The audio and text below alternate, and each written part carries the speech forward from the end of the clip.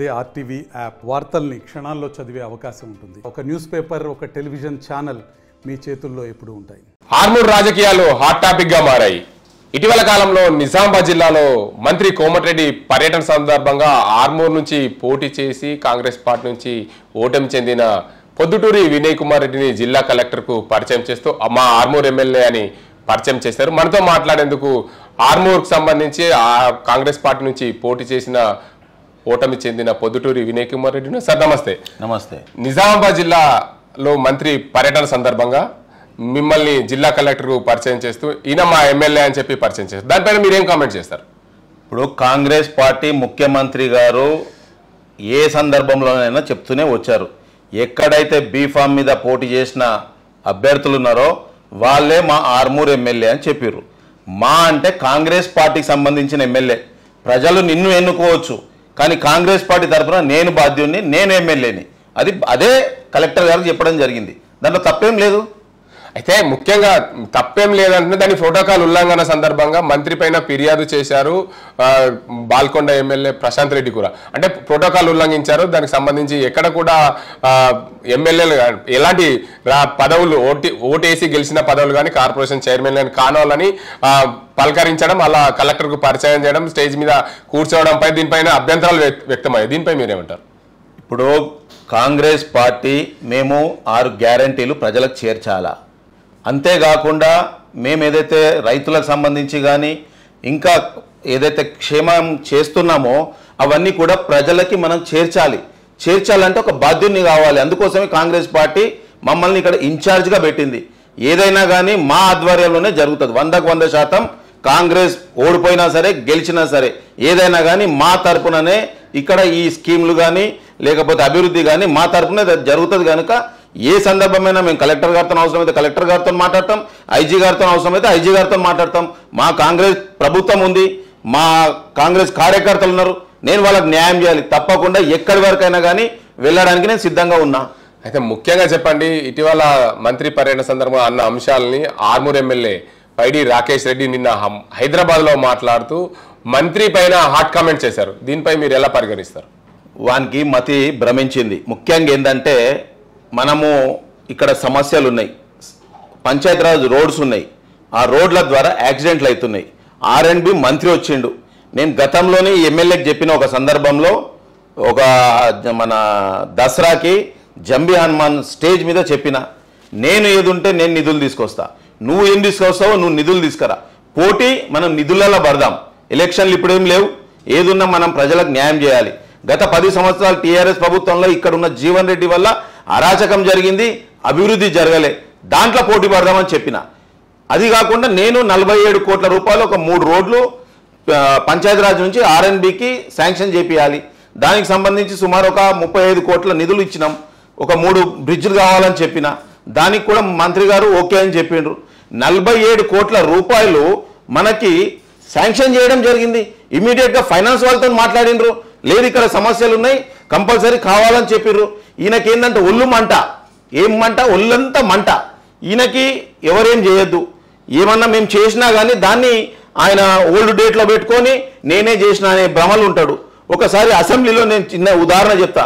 అసెంబ్లీలో మన ఏదైతే దుబాయ్కి వలసలు వెళ్తారో ఇక్కడ నుంచి ఈ ప్రాంతం నుంచి వాళ్ళకి సంబంధించిన పాయింట్ మీద ఆయన మాట్లాడగానే ఈయననే మొత్తం తీసుకొచ్చిన, నేనే చేయడం వల్ల కాంగ్రెస్ పార్టీ 5 లక్షల రూపాయలు వాళ్ళకి ఎక్స్గ్రేషియా ఇస్తుందనే మాట్లాడతాడు. ఎట్లయితుంది అట్లా?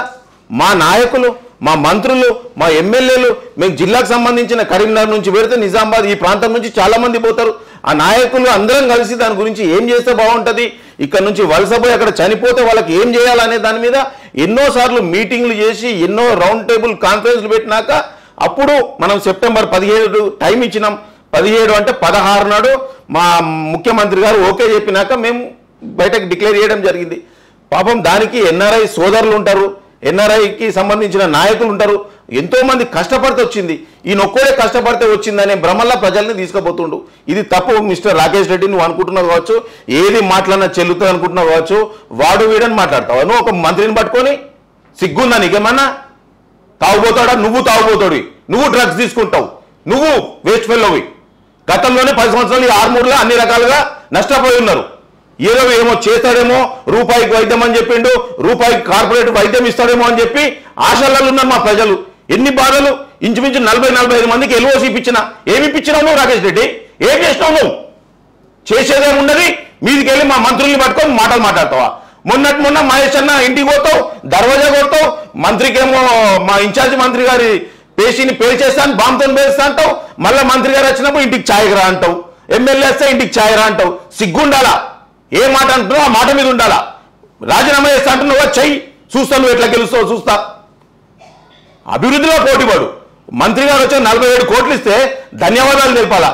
ఎమ్మెల్యే అంటే నీకు వచ్చిందా? నువ్వు నీ పదవి ఏమైనా పోయిందా? మా ఎమ్మెల్యే అన్నాడు, కాంగ్రెస్ పార్టీ ఎమ్మెల్యే అన్నాడు. సిగ్గుండాలా? అంటే ముఖ్యంగా మీ వల్లనే ఆర్మూర్ రాజకీయాల్లో హాట్ టాపిక్. ఎందుకంటే మిమ్మల్ని కలెక్టర్కి పరిచయం చేస్తూ ఎమ్మెల్యే అనడం వల్లనే రాకేష్ రెడ్డి హైదరాబాద్లో పార్టీ ఆఫీస్లో ఆర్టీవీతో మాట్లాడుతూ మద్యాన్ని తాగిన వాళ్ళకి మంత్రి పదవి ఇస్తాడు. మీ వల్లనే ఆయన మాటలు ఇచ్చారు. దీనికి కారకులు అంటే ఆ రోజు ఆ మాటలు అనడం వల్లనే మీ సందర్భంలో మంత్రిని అనాల్సి వచ్చింది. దీనిపైన రాకేష్ రెడ్డి అన్న మాటలను మీరు ఎలా స్వీకరిస్తారు?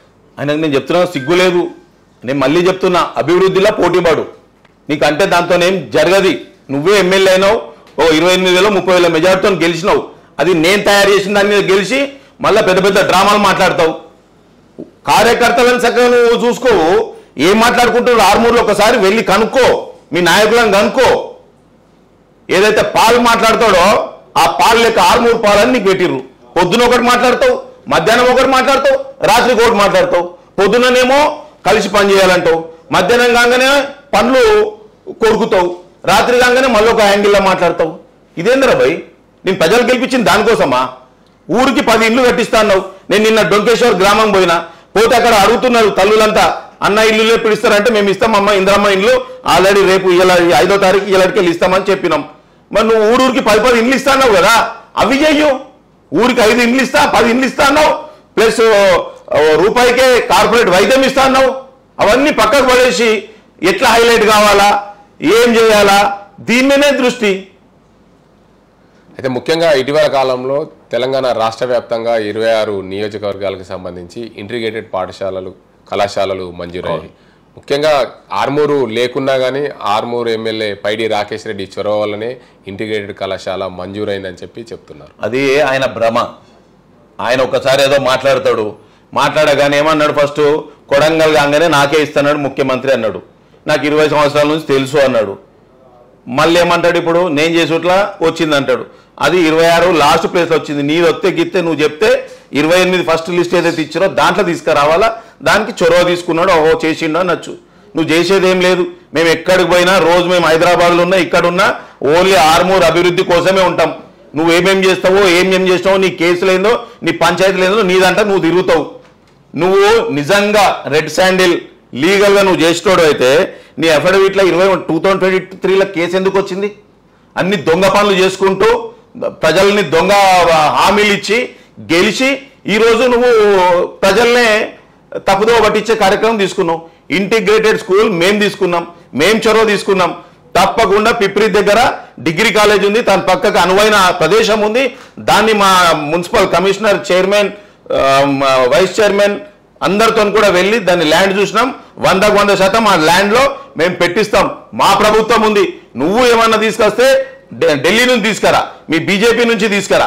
అంతేగాని మా ప్రభుత్వం ఇచ్చిన దాన్ని నువ్వు హైలైట్ చేసుకుంటూ ఏదో పొడి చేసినట్టు. నేను మొన్న శివసేన రెడ్డి గారు స్పోర్ట్స్ చైర్మన్ని తీసుకొచ్చి ల్యాండ్ ఎక్కడెక్కడ ఉంది, ఉన్న గ్రౌండ్ ఏం చేద్దాం, దానికి ఏమేమి నిధులు కావాలి, మాకు ఈ ఆర్మూర్ నియోజకవర్గంలో ఒక స్విమ్మింగ్ పూల్ కావాలా, అత్యాధునికమైన ఇంటర్నేషనల్ స్టాండర్డ్ స్విమ్మింగ్ పూల్ ఇవ్వమంటే ఒక 3.5 కోట్లు దానికి శాంక్షన్ చేసిండు. 1.5 ఎకరం ఇక్కడ ఉంటే చూసుకోమని చెప్పిండు. అంతేకాకుండా గ్రౌండ్ తీసుకుపోయినా 12 ఎకరాల అనువైన ప్లేస్ ఉంది, మాకు ఒక స్టేడియం కావాలా, అన్నిటికీ మా యువకులకు ఇబ్బంది అవుతుందని చెప్పిన దానికి ఒక 2.5 కోట్ల రూపాయలు. 1 నిమిషం. ఆర్మూర్ ఎమ్మెల్యే పైడి రాకేష్ రెడ్డి అంకాపూర్ లో అనువైన స్థలం ఉంది, ఇంటిగ్రేటెడ్ స్థలం కానీ అధికారులతో చూపించారు. మీరేమో డిగ్రీ కళాశాల దగ్గర చూసామంటున్నారు. అంటే ఈ రెండు మధ్య కాంగ్రెస్ పార్టీ ఎమ్మెల్యే చూస్తే గతంలో డిగ్రీ కాలేజ్, అక్కడ ఇంటర్నేషనల్ మన ఇంటర్మీడియట్ కాలేజ్ ఉంది, ప్లస్ వెల్ఫేర్ స్కూల్స్ ఉన్నాయి, అన్ని ఉన్నాయి. అక్కడ ప్లేస్ ఉంది, మంచి ప్లేస్ ఉంది, అది ఒక హబ్ అవుతుంది. ఆ ఆలోచన చేయాలా కానీ నీ లెక్క ఎవడు ఆలోచించాడు? ఒక 5 కోట్ల రూపాయలు నిధులు వచ్చినాయి, రోడ్ల కోసం నిధులు వచ్చినాయి. దాన్ని ఎవరన్నా కానీ ఎక్కడ చాలా ఇంపార్టెంట్ ఎక్కడ పబ్లిక్కి ప్లేస్ ఉంటుంది అని చెప్పి ఎవడన్నా కానీ అక్కడ శాంక్షన్ చేపిస్తాడు. ఈ 5 కోట్లు ఇస్తే దాంట్లో 3,70,00,000 అంకాపూర్ నుంచి మునిపెల్లికి పెట్టిండు. అంకాపూర్ నుంచి మునిపెల్లికి పెట్టిండు. ఒకసారి వినండి అందరు. అంకాపూర్ నుంచి మునిపెల్లి, దాంట్లో 25% ఆర్మూర్కి సంబంధించిన పొలిమేర, మిగతా 75% మునిపెల్లికి సంబంధించింది. ఇగో ఈయన తెలివి గిట్లుంటుంది. ఇంకొక రోడ్ పెట్టిండు, డొంకేశ్వర్ కాడ పెట్టిండు. సరే పెట్టినావు, అది ఏమన్నా పబ్లిక్కి యూజా అంటే కొంతమంది రైతులు పోతున్నారు, వాళ్ళే నవ్వుతున్నారు. నిన్న అసలు ఈడెందుకు పెట్టిండో నాకు అర్థమవుతలేదు అంటుండు. రోడ్లు ఎక్కడైతే మొత్తం శిథిలావస్థలు ఉందో, లేకపోతే అనువైన ప్రజలకు ఎక్కడైతే చాలా ఇబ్బందిగా ఉందో గాడ పెట్టడం చూసిన, ఏడ పడితే వాడ తల్లిగారింటి దగ్గర రోడ్డు పెడతాడు, ఇంకోటి దగ్గర రోడ్డు పెడతాడు. అసలు ఏం చేస్తుండో ఆయన నాకు అర్థమవుతుందో నాకు అర్థమవుతలే.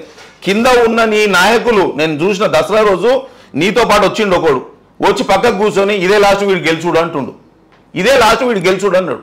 ఇక అది నీ పరిస్థితి. 1 టైం ఎమ్మెల్యేవి, ఏదున్నా నోరు అదుపులో పెట్టుకో మిస్టర్ రాకేష్ రెడ్డి. నువ్వు నా మీద గెలిచినావు కనుక కొంత గౌరవం ఇస్తున్నా. ఇంకొకసారి పిచ్చి పిచ్చిగా ఇట్లా మాట్లాడినావు అనుకో బాగుండదు చెప్తున్నా. అయితే మీరు ఇటీవల కాలంలో ఆర్మూర్లో కొన్ని స్థలాలు పరిశీలించారు, ఉదాహరణకి స్టేడియం లాంటి స్థలం. ఆ స్థల పరిశీలన సందర్భంగా ఏమనుకున్నారు? ఆ స్థలాన్ని దేనికోసం పరిశీలించారు? అక్కడ ఏంది పరిస్థితి? అక్కడ మనం ఇక్కడ మనకి స్పోర్ట్స్కి స్టేడియం లేదు, దానికి ఫండ్ ఉంది. మనకి రేవంత్ రెడ్డి గారు, కాంగ్రెస్ ప్రభుత్వం, మన ముఖ్యమంత్రి గారు స్పోర్ట్స్ కోసం డబ్బు ఎంత కావాలన్నా కానీ కేటాయిద్దాం అనేది ఒకటి తీసుకున్నారు. దాని గురించి మనం చైర్మన్ గారిని పిలిచి మనం ల్యాండ్ చూపెట్టినాం. మా చైర్మన్ గారు ఉన్నారు, మున్సిపల్ కమిషనర్ ఉన్నారు, ప్లస్ మా మార్కెట్ కమిటీ చైర్మన్ ఉన్నారు, వైస్ చైర్మన్ ఉన్నారు, అందరం కలిసిపోయినాం. దాన్ని కూడా ప్రోటోకాల్ అని మాట్లాడతారు. ఇక్కడ తెలివి ఉండాలా. అభివృద్ధి చేయడానికి నీ దగ్గర ఏం సోర్స్ ఉందో ఆ సోర్స్ తీసుకురా. నువ్వు కేంద్రం నుంచి తీసుకొస్తావా, మీ అరవింద్ దగ్గరికి తీసుకొస్తావా, తీసుకురా. ఎప్పుడన్నా మాట్లాడినావా? అరవింద్ మొన్న గెలిచి ఒక 6-8 నెలలు 9 నెలలు అయింది. ఆయనతోని ఆర్మూర్ నియోజకవర్గానికి ఏమైనా ఒక రూపాయి పనిచేసినావా? అది లేదు. ఇక పనిచేసుడు లేదు. బట్ట కావాలా, ఎదుటోని చేయాలా అనుకుంటున్నావు కావచ్చు. ఏది మాట్లాడినా చెల్లుతుందని. బిడ్డ నీకు మళ్ళా చెప్తున్నా, నువ్వు నోరు అదుపులో పెట్టుకో. ఏడబడతాడ మైక్ ఇయ్యగానే ఇష్టం ఉన్నట్టు కాంగ్రెస్ పార్టీని కానీ మా మీద మాట్లాడితే బాగుండదు. గతంలో మాట్లాడినావు, మళ్ళీ ఇంటికి పోయి ఛాయ్కి పోతా అంటావు, లేదు ఇంటికి రా అంటావు. అవన్నీ ఎందుకు రా? ఒకసారి మాట్లాడినప్పుడు అదే దాని మీద ఉండు. ఇప్పుడు రాజీనామా చేయంటున్నావు కదా, చూస్తా నీ సంగతి ఏందో చూస్తా, నువ్వు ఎట్లా గెలుస్తావో చూస్తా. అంటే మీరు ఆర్మూర్ ఎమ్మెల్యే పైడి రాకేష్ రెడ్డి కోమటిరెడ్డిని రాజీనామా చేయన్నారు కదా, మీ మంత్రి కట్టుబడి ఉంటారా? ఆయన ముందు రాజీనామా ఏమంటారు, మీరు ఆర్మూర్ ఎమ్మెల్యేని రాజీనామా ఏమంటారా? ఫస్ట్ ఈయన చేయాలి. అసలు ఈయన అనర్హుడు. ఈయన ఏం చేసిండంటే ఈ జీవన్ రెడ్డి చీరలు వంచిండు, దాన్ని కొట్టి ఇట్లా గిదేనా చీర అంటే ప్రజలు ఏమనుకున్నారు, ఇంతకన్నా మంచి చీర ఇస్తాడేమో, పట్టు చీర ఇస్తాడేమో అనుకున్నారు. ఇంకోటి కరెంట్ కుక్కర్ అయితే కరెంట్ కుక్కర్ని కొట్టిండు, గిదా కుక్కర్ అన్నాడు. అనగానే ఇంకేమైనా చేస్తాడేమో ఆర్మూర్ ప్రజలకు అనుకున్నారు. ఆర్మూర్ ప్రజలకు కాదు, గుడి కోసం పోయినా కానీ ఏమి ఇయ్యడు ఈయన. మీకు మళ్ళీ చెప్తున్నా, ఆయన ఇంట్లోకి వెళ్ళి ఏమి ఇయ్యడు. మీరు మోసపోయినరు, మళ్ళీ మోసపోకుండ్రి. రానున్న లోకల్ బాడీ ఎలక్షన్లో కాంగ్రెస్ పార్టీని గెలిపించుకోరు. అయితే ముఖ్యంగా చెప్పండి, ఆర్మూర్ నియోజకవర్గం నుంచి ఎమ్మెల్యేగా పైడి రాకేష్ రెడ్డి గెలిపొందారు. ఆయన ప్రజల మనిషి, ప్రజలు ఓటేస్తేనే గెలిచారు. మీరు కూడా కాంగ్రెస్ పార్టీ అభ్యర్థిగా, కాంగ్రెస్ పార్టీ ప్రజల మనిషి ఏం కాదు, ఏదో కాంగ్రెస్ పార్టీ ఏమనుకున్నారంటే జీవన్ రెడ్డి ఎట్లా ఓడగొట్టాలా, అరే ఎవడు గట్టిగా మాట్లాడుతుండు, ఇటు తోపేమో పొడిచేస్తాడేమో అని అనుకున్నారు. తర్వాత ఆల్రెడీ బోర్ల పడ్డారు అందరు. ప్రజలకు అర్థమైపోయింది వీనితో ఏం కాదు, వీడన్ని మాటలు తూటాలు తప్ప ఏమి చేయడని చెప్పి ప్రజలకు అర్థమైపోయింది. నేను అందుకోసం చెప్తున్నా, లోకల్ బాడీలో నీ అంతేందో నువ్వెందో చూస్తా. ప్రజలు ఎన్నుకున్న మనిషి ఆయన రాకేష్ రెడ్డి గౌరవిస్తున్నా, పార్టీ నుంచి గౌరవిస్తున్నా. ఇద్దరు కలిసి తీసుకురా, నువ్వు నిధులు తీసుకురా. ఈడ బ్రిడ్జ్ ఆగిపోయింది, ఆ బ్రిడ్జ్ గురించి మాట్లాడు. లేకపోతే నువ్వు మామిడిపల్లికి పోయే బ్రిడ్జ్ ఏ రకంగా ఇబ్బంది పడుతారో ప్రజలు చూడు. అది మీ ప్రభుత్వం సంబంధించింది కదా, దాని మీద చిత్తశుద్ధి పెట్టు. రోజు దాని గురించి తిరుగు చేపియు. అది లేదు. నేను మా మంత్రి గారు వస్తే, కోమటిరెడ్డి వెంకరెడ్డి గారికి వస్తే చెప్పిన నేను, అన్న ఆల్రెడీ 3 ప్యాచ్ వర్క్లు ఉన్నాయి, సుమారు 4 కిలోమీటర్ల ప్యాచ్ వర్క్ ఉంది. ఏదైతే బ్రిడ్జ్ ఇప్పుడు ఆల్రెడీ బ్రిడ్జ్ మనం వర్కింగ్ నడుస్తుంది. ఒక నెల 15 రోజులు మొత్తం రోడ్ బంద్ పెట్టిర్రు. ఇది మళ్ళా చాలా లోపు ఈ 4 కిలోమీటర్లు ఏదైతే స్ట్రెచ్ చేయాల్సింది ఉందో అది కూడా చేపియండి అన్న, సంబంధిత అధికారులకు చెప్పండి అన్న రిక్వెస్ట్ చేసిన. మా ప్రజలు చాలా ఇబ్బంది పడుతున్నారు. మా నిజామాబాద్ కానీ, ఆర్మూర్ కానీ, మిగతా నియోజకవర్గ ప్రజలు ప్రతిరోజు తిరుగుతుంటారు. ఈ రోడ్ అనేది చాలా ఇంపార్టెంట్ అన్న, దీనికి మీరు నిధులు కేటాయించి ఇమీడియట్గా చేపియండి అంటే ఇమీడియట్గా సంబంధిత అధికారులకు చెప్పిండు. గది ఉండాలా? ఏం చేసినావు నువ్వు చెప్పు. ఆర్మూర్కి ఏమేం చేసినావు చెప్పు ఒకసారి. ఏం చేయడు. మేము లెటర్ ఇచ్చినాక నేను మన శివసేన రెడ్డి గారిని తీసుకొని వచ్చిన అంత కంక్లూడ్ చేసిండు, ఇస్తా అని చెప్పిండు. ముఖ్యమంత్రి గారికి ఆ మెసేజ్ పంపించారు. తెల్లారు ఏం చేస్తాడు, ఒక లెటర్ రాస్తాడు. ఏం డేట్ పెట్టి, పాత డేటు 25 నవంబర్కి నేను అడిగిన పిప్రి దగ్గర. అసలు నీకు పిప్రి దగ్గర భూమి ఉన్నది తెలియదు, ఈడేమవుతుందో తెలియదు, ఎప్పుడు జల్సాలు ఈల్సాలు చేసుకుంటా మా కోమటిరెడ్డి వెంకన్న అడుగుతావా? ఎన్నిసార్లు గెలిచిండు? ఒకసారి పోయి నల్గొండలో మాట్లాడి నువ్వు మాట్లాడింది ఉరికిస్తారు బిడ్డ నువ్వు అనుకుంటున్నావు కావచ్చు. ఆయనను కాదని నల్గొండ జిల్లాల సీమ అటు కూడా జరగదు.